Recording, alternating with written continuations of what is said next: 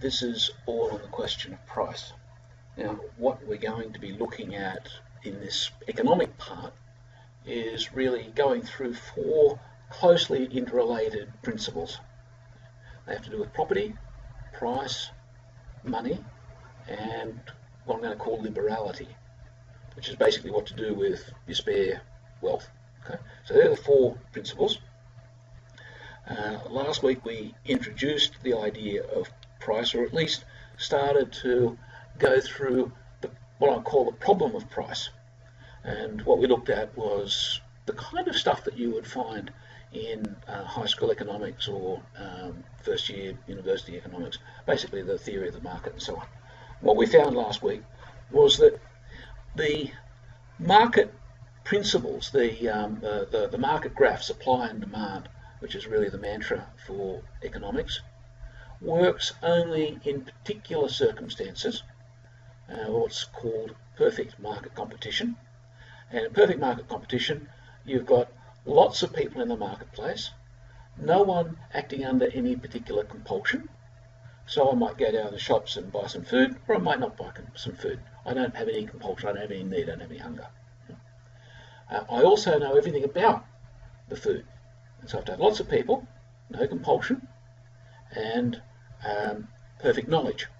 And so I have to understand what's involved in getting the food to the shops and be able to do an estimate from that of the quality of the food and also its cost of production, the quantity which is being produced, who knows whatever else. If we have all of those conditions, then we'll have a situation where I won't go up to the shop and willingly let somebody rip me off, to use the vernacular. Okay? And also suppliers, farmers and so on, will have a good idea of what my needs are because they'll also have lots of those things, no compulsion, foreknowledge and all the rest of it. And in that situation, you have prices competed down to what we call the normal cost of production. Now I'm basically going over Economics 101 with this, so some of you may have done that, some of you may have not. Okay? So these ideas, perfect market competition, normal cost of production, are words that economists use. And by that they mean that in this ideal marketplace, even though the individual actors would like to get the better of the other, the practicalities are that they can't, because there's so many of them, they're so mobile and they're so knowledgeable that they can make sure that they get a good deal for themselves. It's based on the idea of the self-interested individual, which largely is the anthropology of the Enlightenment. It's the idea that we as humans are individuals, so we've got no obligations to each other, we act in our own interests, and we're rational, so we use our brains pretty smartly, far more than dogs and cats. Yep. The only problem is it doesn't always work. I didn't mention last week, but there was a bishop in the mid-19th century, Bishop Wilhelm von Kettler, who was quite a lovely chap, and you might come across him in other places. He had quite an impact on the church and on Germany, because he was, you imagine, a German. And he recognised that competition and the market were all good things. But he also realised, or recognised, that it delivered a moral outcome only under conditions of perfect market competition. Now, that's sort of good, but the ungood side of it is that you very seldom get that. And in fact, I have yet to find an economist who would say that you ever see an example of perfect market competition in the real world. And there are lots of reasons why we can go through and show why that is theoretically so difficult that it's practically impossible. And so we always have imperfect markets, and that means we don't have these ideals, which means the market does not return the moral ideal. However, we've been working under this assumption now for about half a millennia, since the 16th century roughly. And if you remember the sort of things that were happening in the 16th century, you had Calvin and Luther, Machiavelli, you had a number of new ideas kind of coming into our culture, and you also have a change in the way that market relationships worked. It's not to say that before that time you didn't have what today we might refer to as a free market. You certainly did. You had fairs, you had quite complex economic relationships, especially by the time you get to the 12, 13, 1400s. But you didn't have this argy-bargy, self-interested price taking. And we have to kind of go back into that, and that's one of the things that I want to look at tonight. Before we get to that, I want to then sort of look at a different approach. The other approach, after we said that, okay, the market concept is a good concept in theory, but you never find it in practice. And while it has the potential, theoretically, to return a moral outcome, it seldom does. And what that means is that you always end up with imbalances of economic power. And when you combine those two things, the imbalance of economic power with the belief that humans are merely simply self-interested individuals, then that's a pretty toxic formula, right? Because not just in economic relationships, but in anything else, if I have power and my relationship with you is purely in terms of self-interest, okay, I am going to use my self-interest and my power to get my will and my benefit at your expense. Okay, I might be stealing from you. That might be in the marketplace. But I might be bashing you up to do something else to you. Okay? Almost sort of any of the last 6 commandments out of the 10 have to do with using power, if you like, inappropriately, in a self-interested way. Okay? So you can sort of think through the potentials there. Okay, so we've got this opportunity for misbehaviour. We looked at Aristotle last week, and I think this is a very important concept to be familiar with and use as a metric for relationships, especially commercial relationships. And that's why I wanted to start off with this just briefly tonight. Aristotle saw that our purpose in life was, like social purpose in the marketplace, was exchange.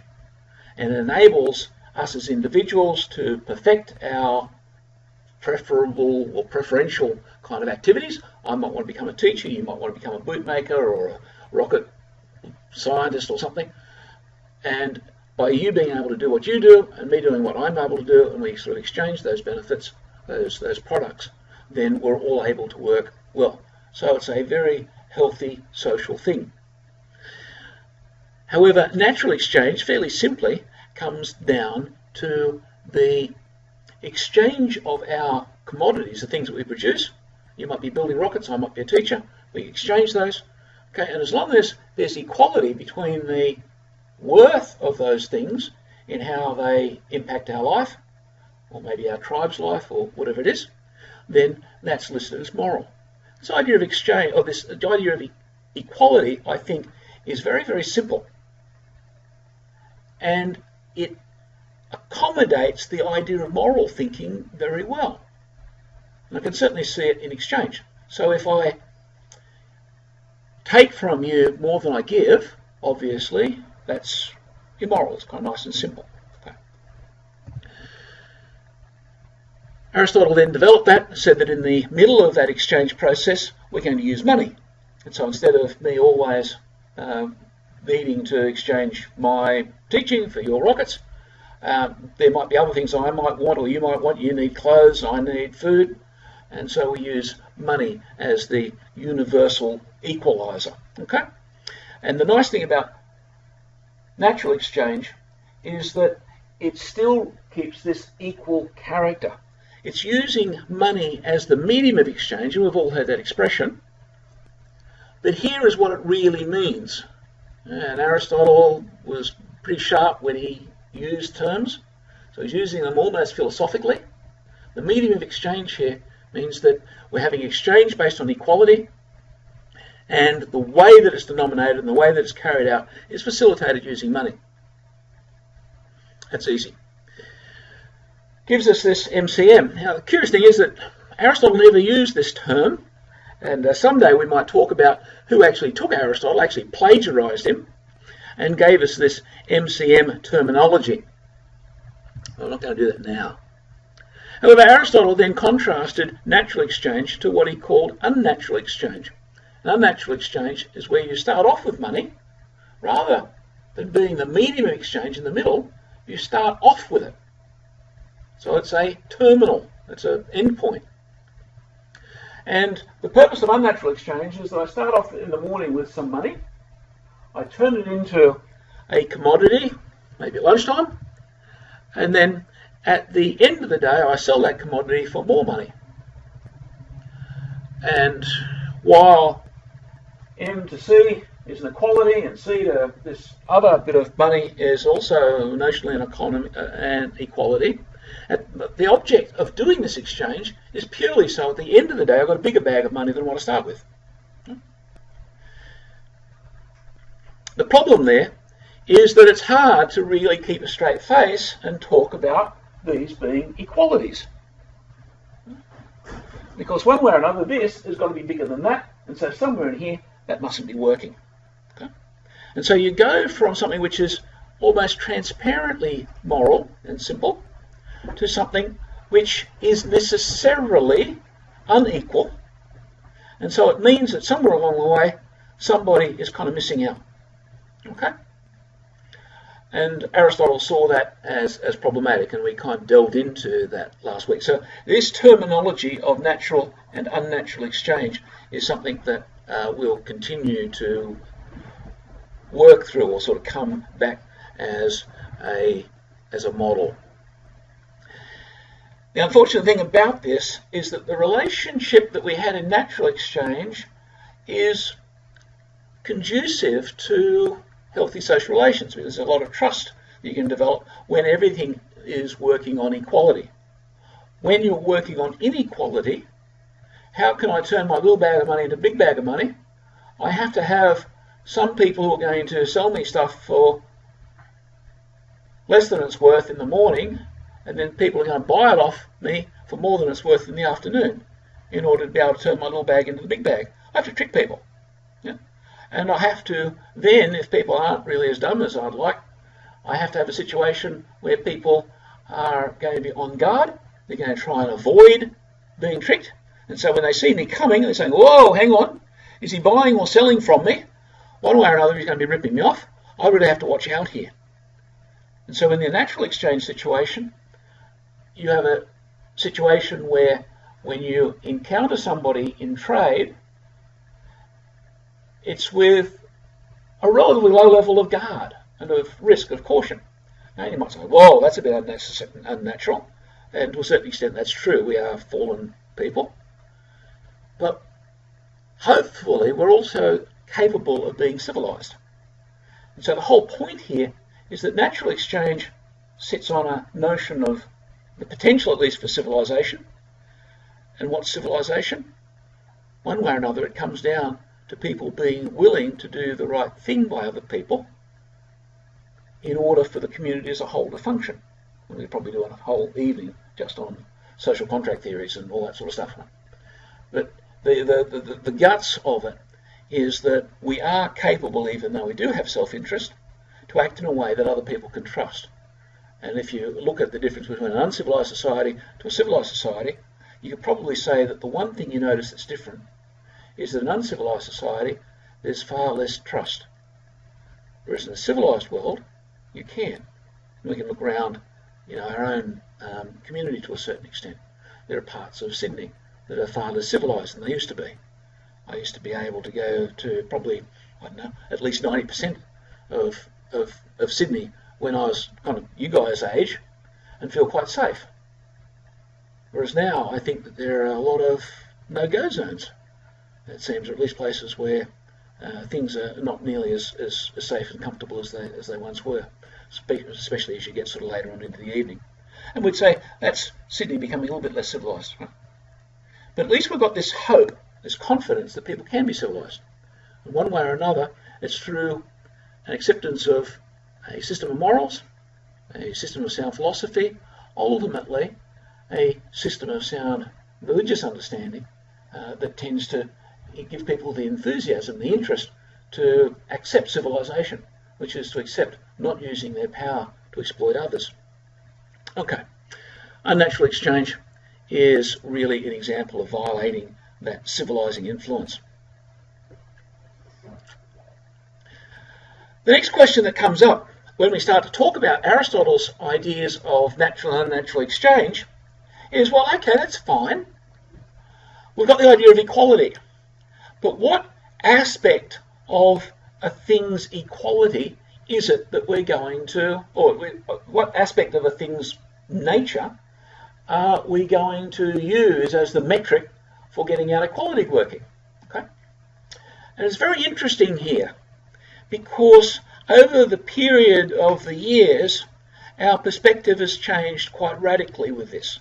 Remember last week we were looking at the two questions of value as usefulness versus cost as natural cost to produce. Natural cost to produce, when I talk about cost of production, I'm including an appropriate level of profit of return to cover the risk and income needs of the entrepreneur. Okay?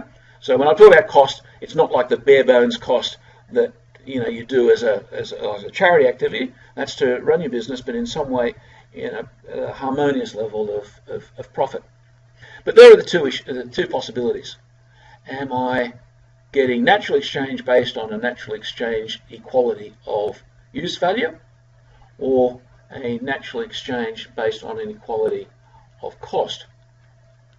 We've already answered this question last week, because what we saw was that if we're talking in terms of value, and remember we're using the idea of value as the value as the goodness, the positive contribution that it makes to the user's life. And so a glass of wine or something, or a cup of coffee, or a nice piece of warm clothing or something on a cold night, it all enhances my life. And ultimately that's the end point of why things are made. Why do we make clothes? So that people can wear them. Why do we make food? So that people can eat it, not simply to fill the shops with stuff. And so the possibility of equality of value has a lot of attraction, because value ultimately is what causes exchange to happen. I wouldn't bother about buying and selling stuff if there wasn't some need that I have that causes me to be attracted to the things I'm going to buy. The only problem is, what we saw last week is that when things are exchanged on the basis of value, so determined, you invariably end up with situations of exploitation. An example of the glass of water in the desert is kind of, I think, a good extreme example of that. In that, if I'm starving, I'm sort of dying of thirst in the desert, someone comes along and offers me a glass of water. Okay, what's the value to me? Well, it's immense. So that person, if you like, can take all of my fortune, and maybe my kids as well, in exchange for that glass of water, because it's either everything that I have or my life. And so I'm willing to surrender that, and it's easy to see that's a form of exploitation. Okay? The alternative is equality of cost. Again, you've got to remember that we're talking about normal cost of production, and so that includes normal business profit and to cover risks and so on. What we saw last week was that when you have perfect market competition, it does get down to the point where prices across the economy are based on the cost of production, the normal cost of production, and for a whole lot of reasons that produces optimum economic efficiency. There are a few other characters or qualities, if you like, when you look at these two possibilities. If we have an equality of value, ultimately that's subjective. I might look at something, this little mouse, okay? I might look at it, oh, this is fantastic. Isn't this a lot of fun? I kind of really enjoy this thing, okay? But what's its value to me? Well, yeah, nice to look at it. I might understand how it works, whatever. It might be a lot, might be a little, might have to do with how I feel at the time, might be the desperation that I've got for a mouse, and I don't really care if it's got a wire on it or not. Okay. it's subjective ultimately. Okay, it's very personal. It will change over time. It's kind of fickle. Oddly enough, I can manipulate it to a certain extent, or others can. Okay? Alternatively, when we look at equality of cost, we've already pointed out that it leads to overall economic efficiency across the society. It does have the downside that the vendor, if I'm selling these things to you, now AliExpress means that you can buy these for just about nothing, but let's imagine you actually have to go down to, I don't know, the shop and buy them. If I know that I can sell this to you for, I don't know, $50 because it's really smart, then that's kind of nice. It might only be worth $10. But by you being willing to buy that, I'm thinking, hey, this is fantastic. I'll sell a whole lot of these things. And I just find a whole lot of dummies who are willing to pay an awful lot of money for this thing that I'm buying really cheaply. You know? So if I accept equality of cost, I'm missing a lot of opportunities. That's kind of a bit of a downside, certainly for the vendor. But the odd thing about equality of cost is that it is objective. It belongs in the thing. And so if I know, for instance, I can buy these at, I don't know, $6, and I put my time and trouble and the risks that some of them don't work and whatever else, and I sell them for 10, right, and I live quite comfortably,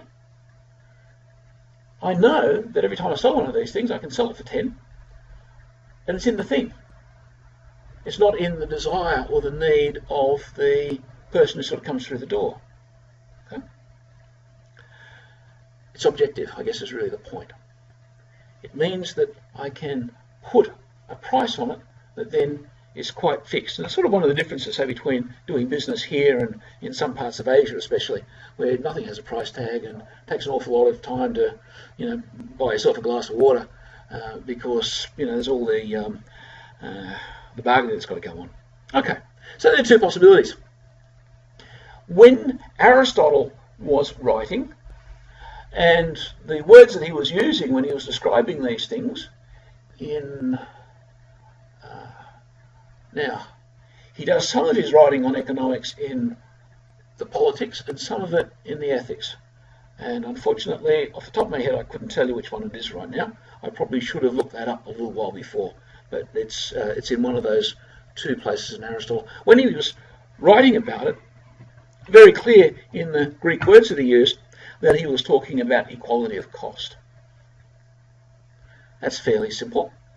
But one of the curious things about translators of Aristotle is that when they were translating him for about the last 150 years or so, if you read Aristotle in English, you'll find that when you get to his section on trade and his explanation of natural exchange and so on, it will be in terms of demand, in terms of value.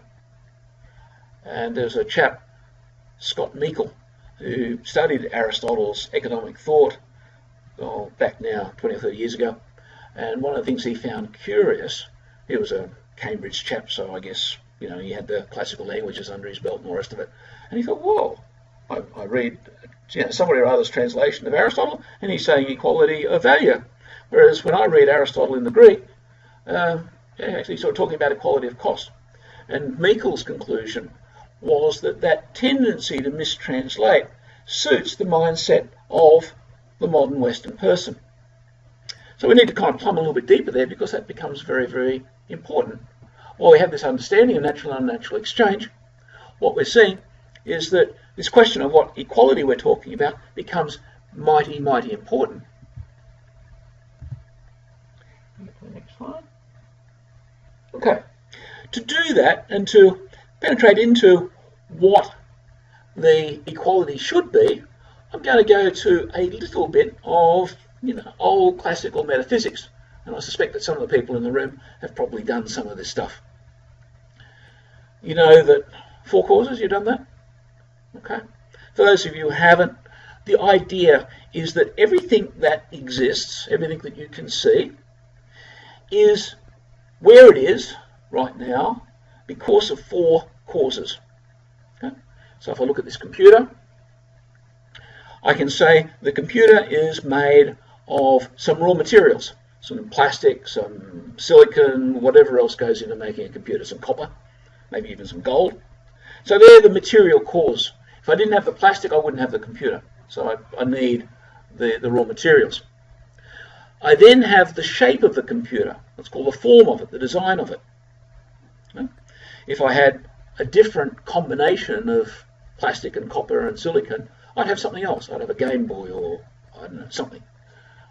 Right? So the form with the matter gives me the thing. And so what I see with the computer is that combination.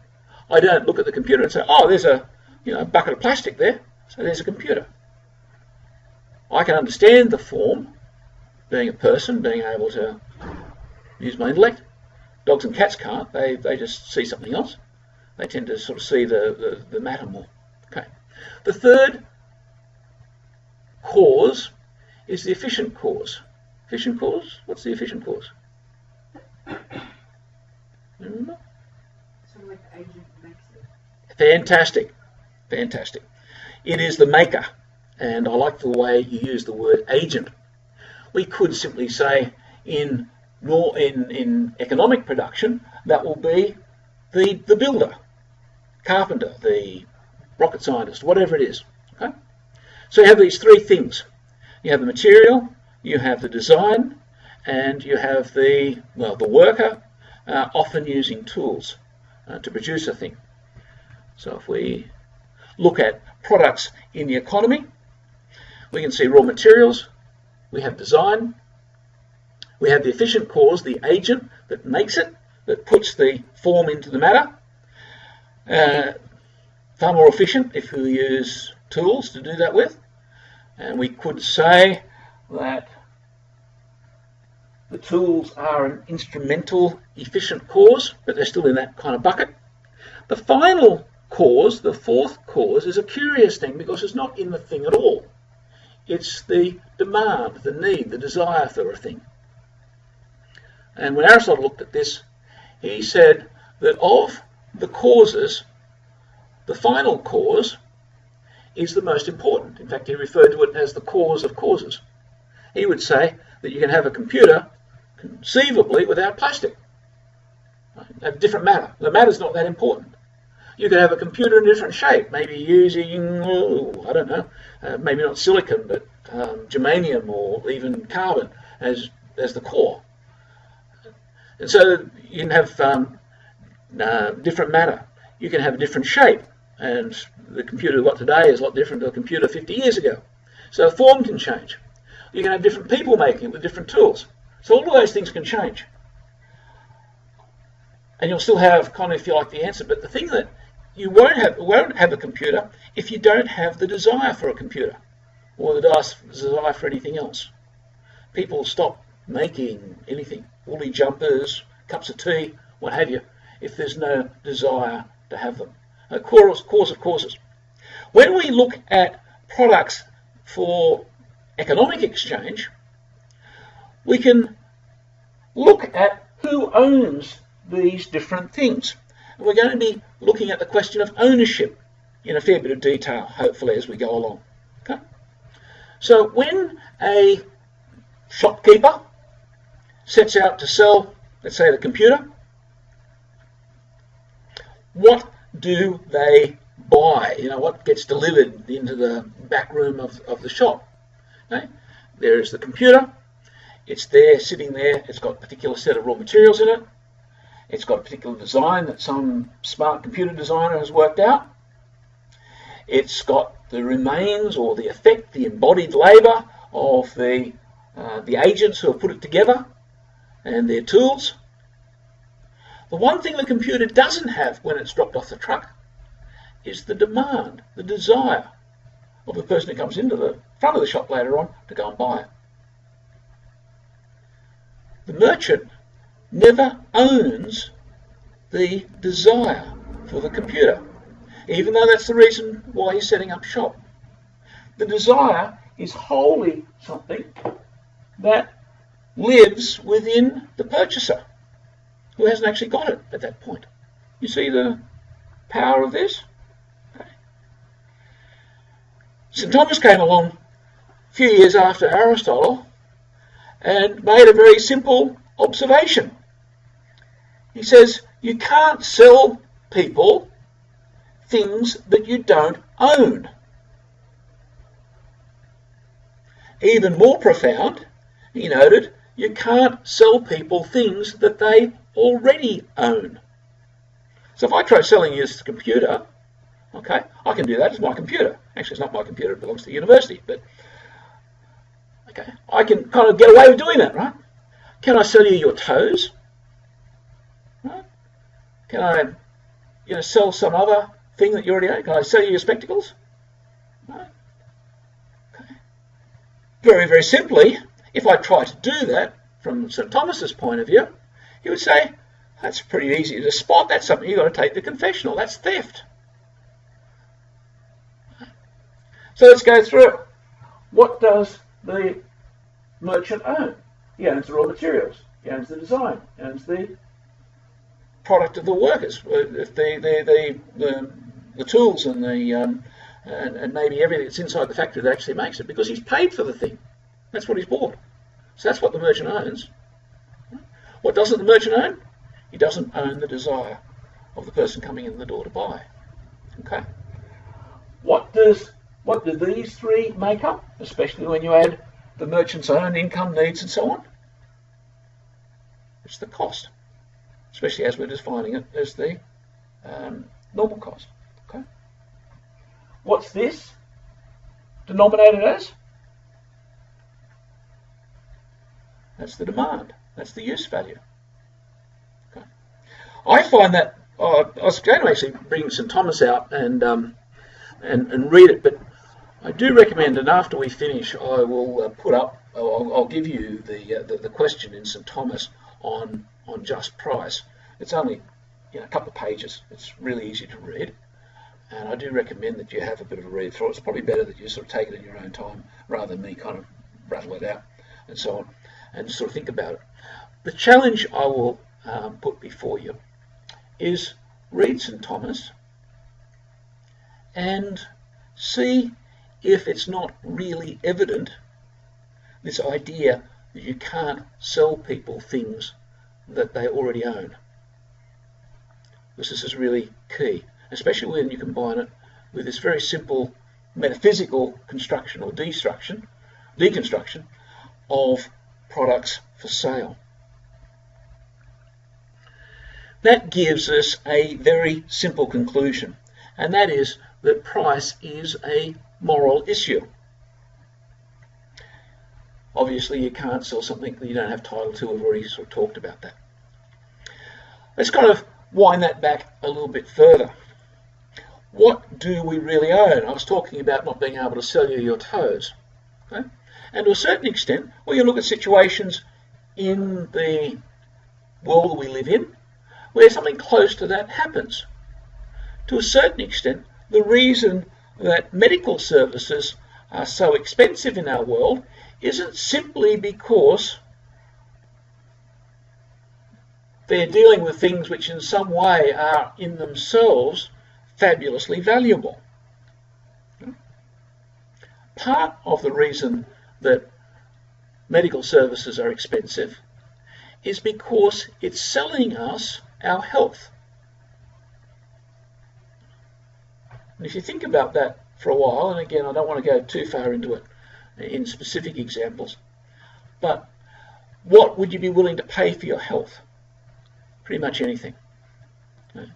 And I think, with Virginia, who was working in theatres at Westmead Hospital, when she first started, and she discovered some of the costs of the things which are used in operating theatres, she was amazed. There is one example was a chair that plastic surgeons sit on while they do their work. Apparently plastic surgeons have to spend a lot of time in surgery, and good on them, and I think they deserve to be well paid. But they sit down. And if you sit on a chair in an operating theatre, you're sitting on a seat which is likely to cost upwards of $35,000. Now, it's one thing to imagine that you have to have a seat which has to be sterile and all the other things, not have bugs and whatever in it. But I've got the feeling that it'd be possible to make a seat for substantially less than that, which would achieve the necessary kind of performance. And there are other examples where, like a little piece of plastic tube that you would buy from a hardware store for maybe a few cents, once you get into an operating theatre, exactly the same piece of tube sort of comes with price tags somewhere between $10 and $50, what have you. And that's kind of just happening all over the place. Why is that? Because our health is worth our life, and we're actually paying for our life. And there are lots of other places where you will find that. So we own our life, and that's important. So in terms of what we do own, that is something which we have a natural title to. We sort of talked about that a while back. But on the other side, we can use our life to a certain extent in exchange with other people. Let's look at the way that works. I have a right to my life. You have a right to your life. Okay? I have a right, or we all have a right, to use our life however we like. So I might want to go down the beach and sit back and sunbake or something. Or I might decide to write a book or paint a picture or something. Okay? In both cases, I've used maybe my afternoon, my life, like 4 hours or something. Okay? What I have there is a bit of my life embodied in the painting that I painted, or the book that I've written, or whatever it is, the car that I built. Okay? At that point, I have a natural right to my life, which is embodied, it's sort of, now sort of stuck in the thing that I've sold. And that then is mine. What's its value? Now, while I might be willing to pay a king's ransom to keep alive, when it comes to charging for my life, what's an afternoon worth? Well, I really have to proportion that ultimately to my standard of living, and then relate that to how that standard of living fits with the rest of the society. Okay?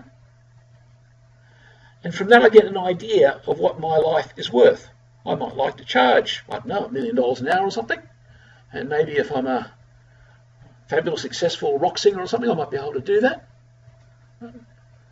But more likely, in order to have some sense of, if you like, being a part of a society, starting off with the idea of humans as social creatures, my income needs are then proportioned to the amount of work that my community thinks that the average person should be working, and then the value, the amount of money that I need to sort of bring home at the end of the week in order to do the things that I need. And so if you're running a business to serve your family, then that will be in terms of having enough money at the end of the week or the end of the year to be able to keep my family in the sort of the standard of living which is appropriate for the work that I'm doing. And if I'm doing something really simple, that income will probably be a bit lower. If I'm doing something that requires a great deal of responsibility or a great deal of risk taking, then that income will be substantially, more significant, higher. Okay, and you can sort of see that in terms of what good you're bringing to society, the number of people that you're caring for, and caring for both as customers but also as employees. And so there's a whole structure, a whole fabric which comes, which means that the price of your life is largely socially determined. It has to do with where you fit in society. And so you need a theory of social organisation. However, as we've seen in the previous slide, we don't own other people's lives. We certainly don't own their needs or desires. And that hopefully should be becoming fairly transparent as where this gap is between moral pricing and something else. What we're really talking about here is what we introduced last week as the problem of commutative justice. And that's the justice or the justice that you find in exchange between the supplier of a good and the purchaser, the ultimate user of the good. What's the relationship? What is the just price in that situation? The flip side is the question of just wages. And we've already explored a little bit of the way that the need I have, or the right that I have to go and charge a price for my labour, is proportioned to my income needs and how that sort of fits in society. Okay. If you violate those, fairly simple. And one of the curious things about stealing, I mean, it's kind of fairly obvious. When you're little, if you steal something and you go to confession, you know, one of the really dumb things about theft, I think sort of really the dumb thing, is that you have to give the stuff back. Restitution. Okay, if you, I don't know, do one of a number of things, miss Mass on Sunday, you don't actually have to go along and hear another Mass. But if you steal something, you actually have to return it either to the person or to, you know, the closest you can come. If you don't, never forgiven. The point here is that we're talking about something which is very important. It's not some little peccadillo that you can ignore and sort of still maybe have an extra few years in purgatory. We're talking about something which is mortally sinful. And to a certain extent, the more you violate this principle, the more severe it is from a moral point of view. Maybe I'm sort of skipping out of economics here into a bit of Catholic moral thinking, but it's the point is that it's a very, very important issue. But it's something that we don't talk about a great deal. Okay, let's move on to distributive justice. Now, I introduced distributive justice when we were looking at the question of just wages. We introduced the idea of land, labour and capital. That's actually a trio that was introduced by Adam Smith. I think he stole the idea from the physiocrats over in France, came over, wrote it in English, and the English don't like reading French or whatever, and so it now is attributed to Smith. The idea is that the products can be taken back to their factors, their causes, if you like, not so much in the Aristotelian idea of cause, but in the idea of factors of production in land, labour and capital. Labour we've talked about. Land is anything which people haven't worked on, and capital is everything which has got it's some form of production. Usually you can think of capital as a tool, and so a hammer or a computer or what have you, a semi-trailer, an excavator, they're all capital. We need to look now at how we can split those up. How do we get the right balance of return between land, labour and capital? First thing we want to look at is capital, especially because at our part of history, we don't merely look at the question of the market, whether it's a good or bad thing. We use this word, this concern, over a thing called capitalism. And so we're going to need to have a close look at what capital is all about and how important it is. Pope John Paul II was very big on distinguishing between the object of production. And he was of the opinion that when the object of production was maximising the profit of capital, as opposed to in somehow leading to the dignity of labour, then there was something immoral about that. And so it's kind of an issue that I think we need to take fairly seriously. What's capital? We've introduced capital as tools. And tools are always past production, things that have been made by somebody else. So if I use a hammer, no doubt sort of somebody has gone to the trouble of making it. They didn't make it for their own good. They made it so that my production is going to be a lot better. So to a certain extent, their previous production was for my benefit, not to consume, but to be able to be more efficient in my production. And so capital as tools is a good way of understanding what capital is. Past production. Ultimately, because it's past production, it was made by land, labour and capital. And if we keep regressing, where did the capital that the hammer maker used come from? Well, it must have been some other bit of land, labour and capital. And you kind of go back. And at some point, the first hammer was probably made by somebody picking up a rock and bumping on another rock or what have you, and that was his hammer. And from that, he sort of started to make something a bit more elaborate. And that rock would have been simply an item taken from the natural environment without any labour in it. It would have been purely land. So you kind of understand that ultimately all things we call capital ultimately regress into land and labour. The real question then of distributive justice is between land and labour, at least while we're using three factors of production. There are a couple of other factors of production that have kind of entered into the mix in the last, well, century or so. while Smith gave us 3 factors of production, a 4th was introduced around a century ago, and that was entrepreneurship. And often, if you've done commerce studies at school or economics or whatever, you might have done some economics in your education somewhere along the way, often there'll be land, labour, capital and entrepreneurship. The reason for that is that the entrepreneur does a curious thing. He takes land, labour and capital resources, mixes them together and then sort of sells at a profit.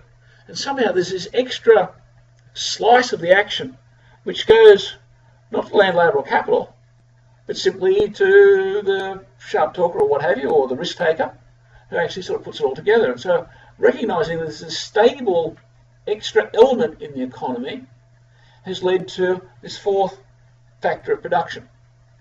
However, if we unpack entrepreneurship, we find that some of what the entrepreneur does is certainly deserves a return because it's a form of skilled labour.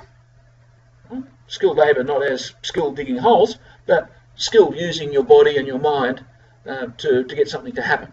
Okay?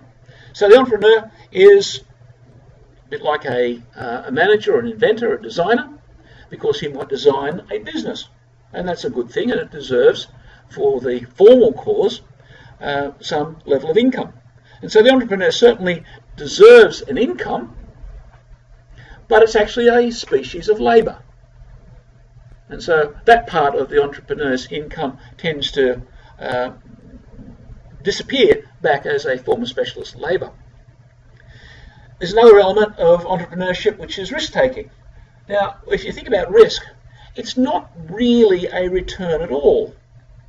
It's actually covering you for potential losses. You sort of see the difference there? If I work hard to, feed myself, go out and, dig holes or something, I'm actually sort of doing something which earns me my dinner. If I put a little bit aside, merely to overcome the risk that maybe my crop will fail, that allocation of a part of my income into a little, tin of money sort of I keep under the bed to cover risk, it's actually not producing anything at all. Okay? So it sort of disappears. We've already talked about form, so the entrepreneur is a form, part of the entrepreneur's work is designing how to get a business to work, and so that again is a form of labour.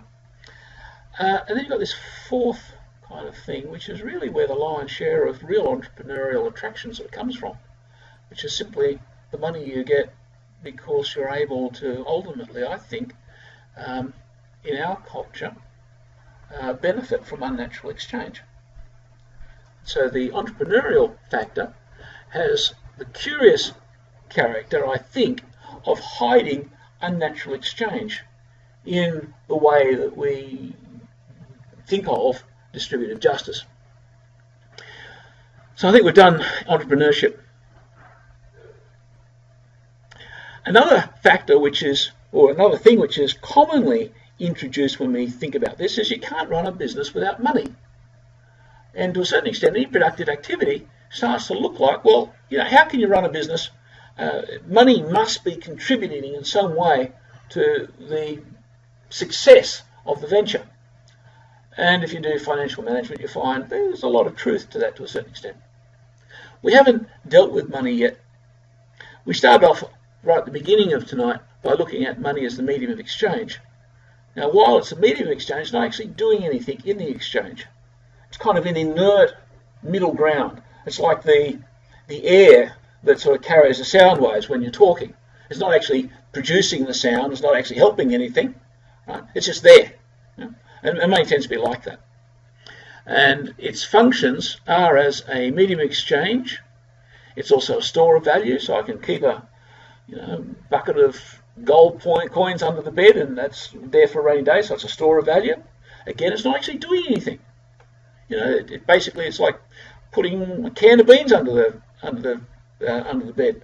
It's not actually making the can of beans, it's simply storing it there. Again, it's this inert thing. And lastly, it's a measure of worth. Again, an inert function. It's not actually productive. So when we think of tools as something that a person uses in order to maximal multiply their efficiency as an efficient cause, money actually doesn't do that. Not in essence. In our world, money does draw a profit, an income. Right?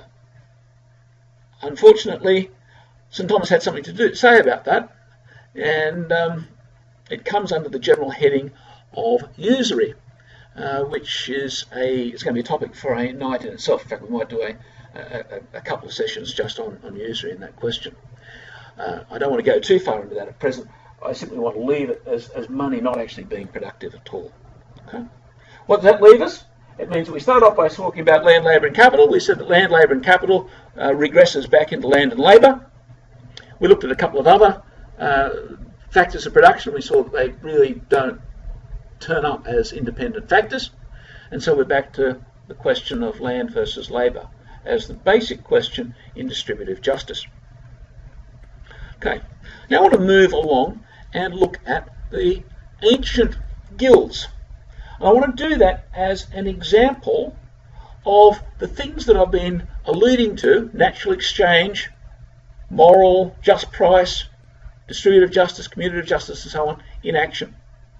Curious thing about the guilds is that today they're considered to be rather quaint, outdated things that we're never likely to see again, and a lot of people would say, thank goodness they've gone.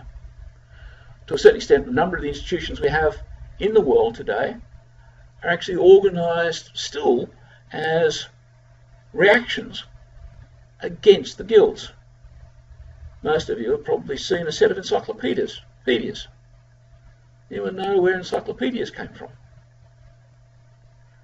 They're an Enlightenment project designed to break down the monopoly of knowledge that the guilds had. So it was all there. So you could be a totally well-formed, independent person knowing everything, basically. And the idea was that if you knew everything, then no one could rip you off, because the guilds were seen as really bad places. Let's look at what the guilds were before we get into this argument about whether they were good or not good. The guilds were simply craft associations. A lot of people think that they perhaps are like trade unionists today, but I'd say that trade unionists today are organised for a completely different object. The trade unionists today are really organised as like along military lines to organise for battle. Right? The guilds were not. The guilds were organised as a service to the community. To a certain extent, we find it in the professional associations at their best. So the AMA perhaps, and who knows what, the other professional associations. When the professions are doing their professions as professionals, then they come relatively close to the guilds. And again, we don't have enough time to go into that in detail. But a good way of understanding it is to go back and take apart the word competition. And I think Benjamin will be able to do that better than I can. But it basically comes from two words which mean together to work with. Competere. To seek or to strive together. Today we have a very different idea of what competition means. Competition in our world means to strive against. The early guilds understood their competition as an opportunity for people to perfect themselves in their craft and use that perfection to serve the community. Largely, the guilds came sort of early Middle Ages. They flourished, I think, probably around the 13th century. By the time you get to the 15th century, that's the 1400s, the guilds were largely corrupted and they were starting to look like very nasty people to deal with very often, and they lost the respect of the community. Largely, the guilds were an example of what we call subsidiarity. Subsidiarity is the social principle that things should be done at the lowest level possible. And so if you can make a hamburger with a person equipped with a little stove and an egg flip or something, then that's the best level at which to organise hamburger manufacturer, you don't need a multinational company. Okay. In the case of the guilds, it meant that the guilds were organised on a local level with a lot of autonomy. Although as a group, they worked together. They shared their information, their skills, but they shared it on the understanding they had an obligation to the community. So if I was a guild tanner, tanning leather, I would work out the best way to tan my leather.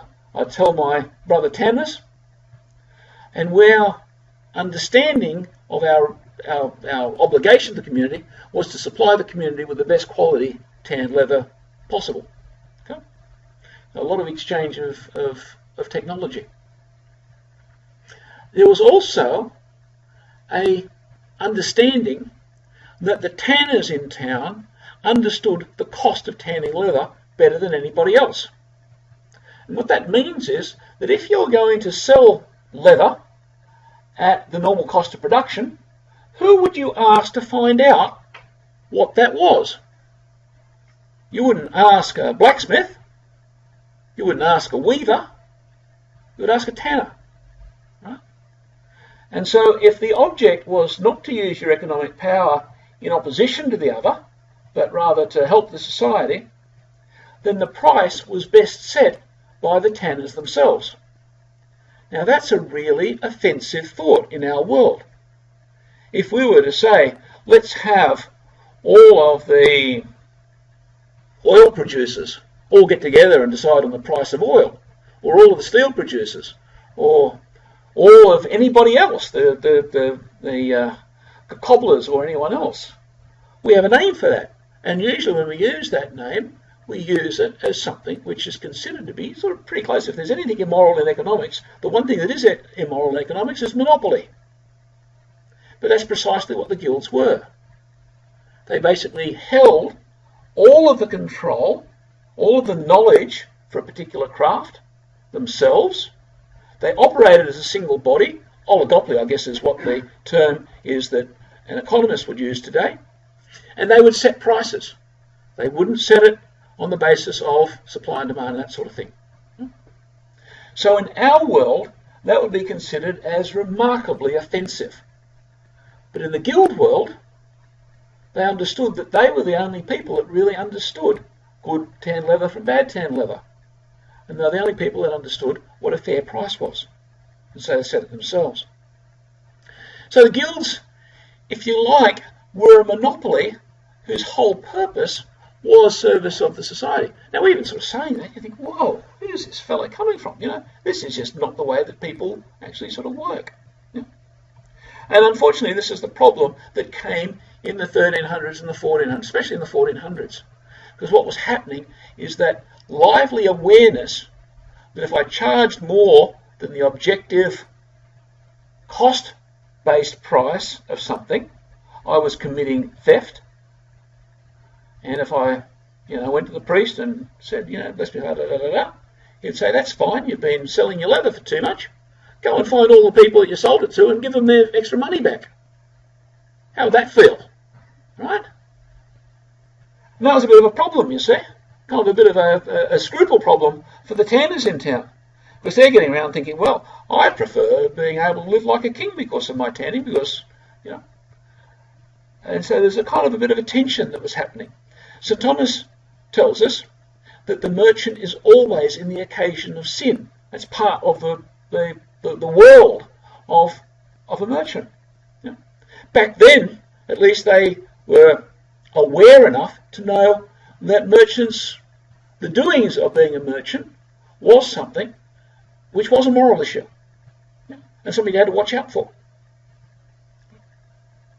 In our world, you get laughed down if you were to say that the way you run your business could end you up sort of, down with old Nick forever.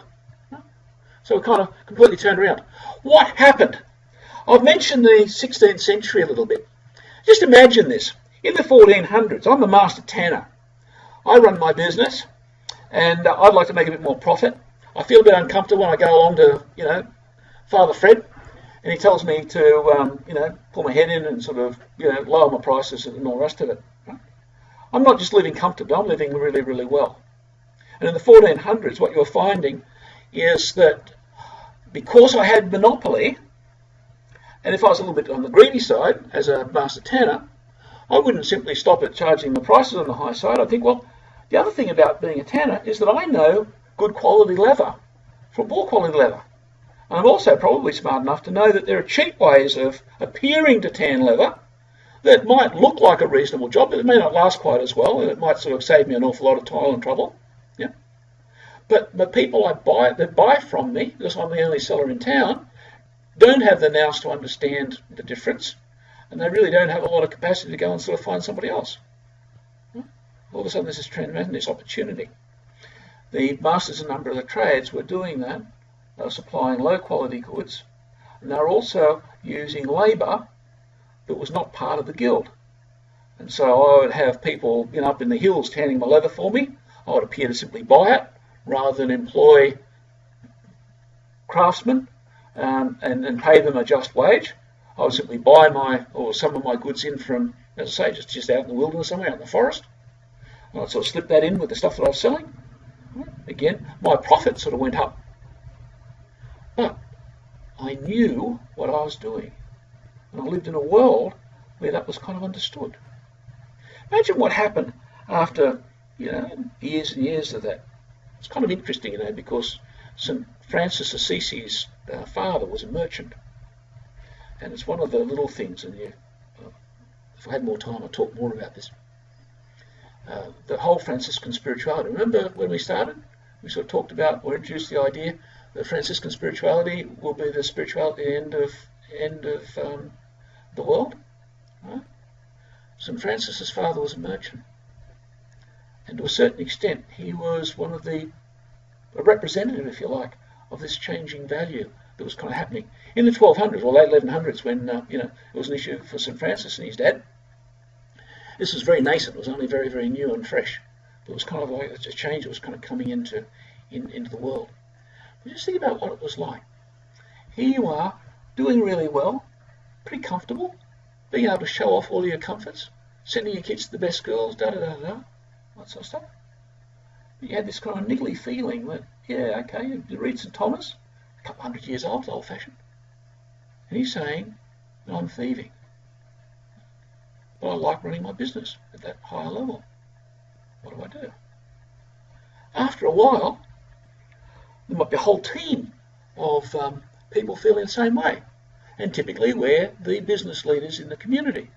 If I get to a part of Europe, maybe up towards the north a bit, we'll call it Germany. Okay? And imagine some chap comes along and says, I don't think much of this confession idea.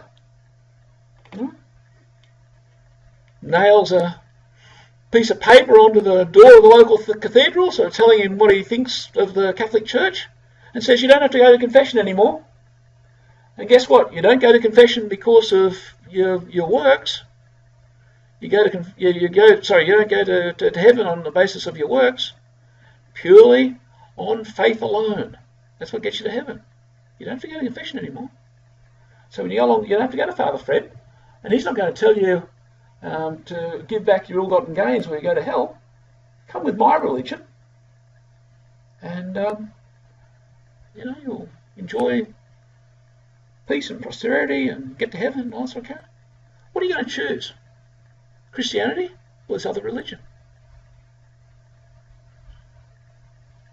Why is it that we had this change in religion coming in the 16th century? There are a number of reasons for it. Two of them have to do with economics. One of them has to do with political power. One of them has to do with land and property. That's economic power. And the third big driver of the Reformation, or the so-called Reformation, was the merchant class and the bankers who wanted to be freed from the confessional. Because what I'm telling you about tonight was totally offensive. They wanted a brand of what they call Christianity, which was the antithesis of Christianity. It was the destruction of social relations in the community, expressed in economic terms, the total destruction of it. and in fact the elevation of the thief as the moral exemplar. The idea of a just wage had to be subverted. And Luther came along with a theology that gave them exactly what they wanted. It's no surprise that what we call capitalism flourished first in the 16th century, the same century as Luther and Calvin.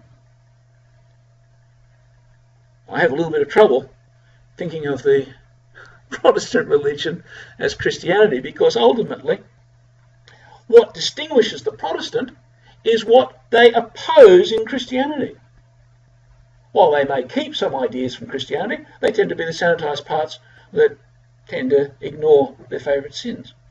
And then certainly in the economic area, we're now largely in a Protestant, so-called Christian kind of way of thinking about our economics. It's kind of very important. Okay. Let's come back now. When I start talking about things like this, people get sort of a bit passionate. They think, whoa, my goodness, this fella doesn't think much of the market. He must be a socialist. Okay, let's have a little bit of a look at the market and then we'll finish up. Okay, first of all, the market existed in the early Middle Ages. It existed for the guilds. But the market existed in a place where there was an opportunity for moral action. The just price we're talking about was often determined in the marketplace. And so a lot of modern commentators, looking at it, I think ultimately through Protestant kind of spectacles, would say the determination of the market, which we know happened in that early medieval period, must mean that it was really proto-capitalism. Well, what was really happening? When the blokes in the marketplace at the fair or what have you sat down and said, oh yeah, that's a bolt of fine looking cloth there. What's it worth? The determination of the market wasn't the argy-bargy of supply and demand. It was the intelligent decision about what that thing was worth in terms of what was in it. What causes the merchant, the vendor actually owned. And so the market did determine prices, but it determined in a completely different way to what we think of today. I think I mentioned before that the idea of market forces are in fact a bit of a paradox, because the idea, the Enlightenment idea of the market as being liberal and being free, and we still talk a lot about free market capitalism, don't we? Free market capitalism. In the next breath, we talk about market forces. You can't have it both ways. You can't have free being forced. The true market, the Christian market if you like, is one where you have a community of persons choosing not to use their power for the oppression of other people. And so you can set prices in that environment. You set them objectively. One of the curious things, which is still a little bit of a leftover from our medieval past, and I think our civilized past, is a very tiny thing which we still take for granted in our marketplaces. And you don't find it in the marketplaces of non-Christian cultures. I've already alluded to it tonight. Anyone guess what it is? Really powerful indicator that just price as I've described it was once the driving principle behind the marketplace. It's the price tag. When you go into a shop and it's got a price tag on it, what that tells you is that regardless of whether you're a lowly mail boy or the Prime Minister, that's what you pay for something, because the price is in the thing. The price is objective. Now, we don't always set prices that way in our culture today, but at least we've kept the price tag. And that's why if you go to, I don't know, Nepal or in the middle of Africa or something, where they don't have a Christian history, you don't have price tags. So if you want to buy a loaf of bread, you'll start to do the argy-bargy stuff, and it might take you 10 minutes to get your loaf of bread. neither of you, really trust the other. You both think they're sort of fibbing. How much money you got? Da, da, da, people have met that when they've gone travelling and all that stuff. Right? But the price tag is this little memory of the guilds. Okay, it's not controlled by market force. It's not controlled by the state. It's not capitalism. It's not communism or socialism. Okay. The curious thing, which I think we've forgotten, is that the vendor does not need to charge an economic rent.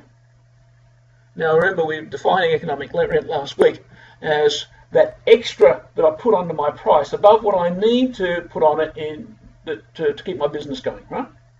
If I have the capacity maybe to sell this to you for the $50, even though I only need to sell it to you for $10 in order to run my business comfortably, I might case you and work out, you're going to be willing to go and sort of pay the $50.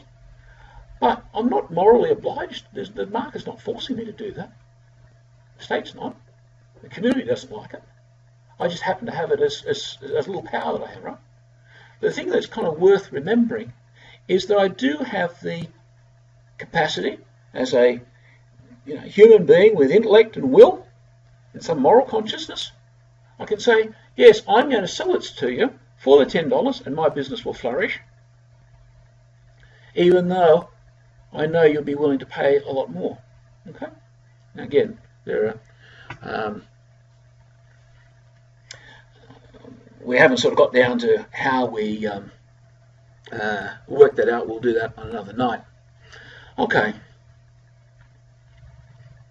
Just want to come back with really a summary of what we've got to this evening.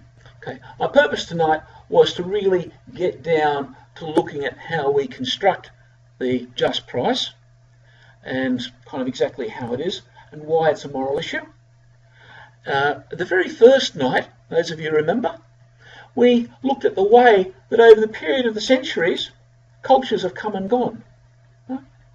And we started the decay of the West, our culture, around the 16th century. But I think there are lots of indications that our society is becoming progressively less social over that time. And tonight, what I've aimed to do is show you the way that there is an objective, easily understood, metaphysically robust basis for the morals of just price, and why, when you violate that, you end up with this sort of tension which can really destroy civilizations. Okay, I think that's as far as we'll go tonight.